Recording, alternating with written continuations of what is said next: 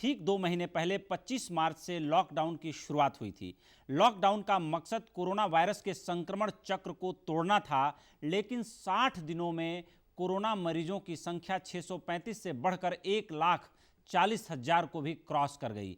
24 मार्च की रात जब प्रधानमंत्री नरेंद्र मोदी ने पहली बार लॉकडाउन की घोषणा की थी, तब लोगों को इसका अंदाजा शायद ही रहा होगा कि ये 2 महीने बाद भी खत्म नहीं होगा। देखिए रिपोर्ट।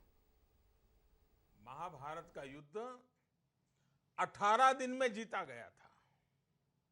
आज कोरोना के खिलाफ जो युद्ध पूरा देश लड़ रहा है, उसमें 21 दिन लगने वाले हैं।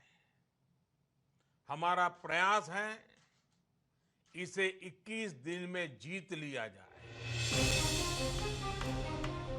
24 मार्च की रात प्रधानमंत्री नरेंद्र मोदी ने जब पहली बार लॉकडाउन की घोषणा की थी, तब लोगों को इस बात का अंदाजा शायद ही रहा होगा कि 2 महीने बाद भी लॉकडाउन खत्म नहीं होगा।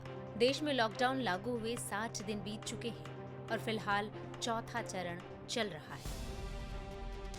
लॉकडाउन के पहले और दूसरे चरण काफी सख्ती वाले रहे, लेकिन तीसरे और चौथे चरण में उद्योग, कारोबार और आम जनता के लिए कई रियायतें दी गईं।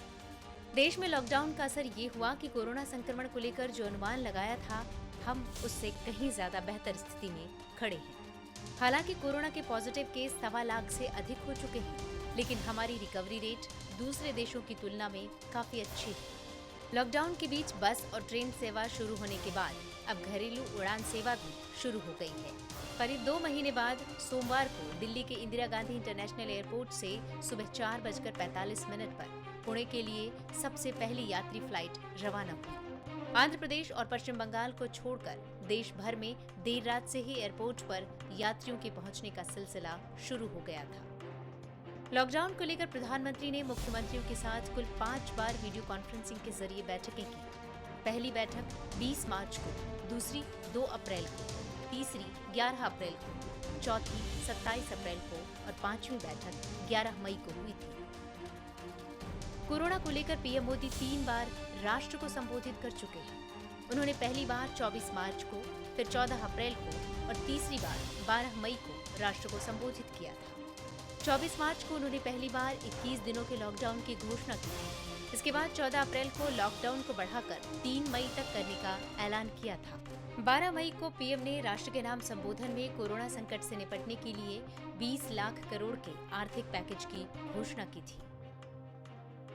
एक विशेष आर्थिक पैकेज की घोषणा कर रहा हूं। यह आर्थिक पैकेज आत्मनिर्भर भारत अभियान की अहम कड़ी के तौर पर काम करेगा। जिस आर्थिक पैकेज का ऐलान हो रहा है, उसे जोड़ दें तो ये करीब 20 लाख करोड़ रुपए का है। पिछले 2 महीने में कोरोना मरीजों की संख्या में 635 से बढ़कर 1.25 लाख से भी ज्यादा हो गई है। 25 मार्च को लॉकडाउन 1 के पहले दिन देश में कोरोना के कुल मरीज 635 थे। 15 अप्रैल को लॉकडाउन 2 शुरू होने पर यह संख्या बढ़कर 11,439 हो गई थी। 4 मई को लॉकडाउन 3 की घोषणा के वक्त मरीजों की संख्या 42,533 हो गई। 18 मई को लॉकडाउन 4 के आने तक ये संख्या 96,169 हो गई थी। हालांकि सुकून की बात ये भी है कि फरवरी में कोरोना वायरस की जांच के लिए देश में सिर्फ 1 लैब थी, लेकिन आज 599 लैब मौजूद है। अब देश में कोरोना जांच की क्षमता 1.5 लाख टेस्ट प्रतिदिन हो गई है, जो एक बड़ी उपलब्धि है। भारत में इस वक्त कोविड के डेडिकेटेड हेल्थ सेंटर की संख्या 2065 है। इसमें भी करीब 1.77 लाख बेड है। साथ ही पिछले 2 महीने में 7,063 कोविड केयर सेंटर विकसित किए गए हैं, जहां 6.5 लाख बेड उपलब्ध है।